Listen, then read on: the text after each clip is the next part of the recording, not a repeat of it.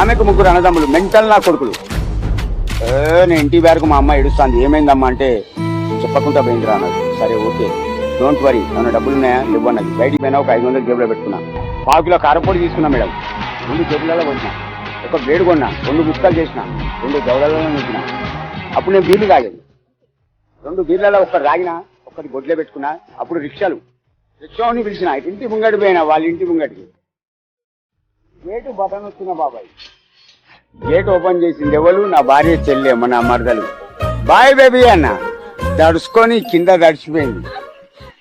అంటే నా బామర్ది లోపట్టున్నాడు, పెద్ద బామర్ది, ముగ్గురు బామర్దులు. గొడ్డలు ఎందుకు వచ్చిందమ్మా?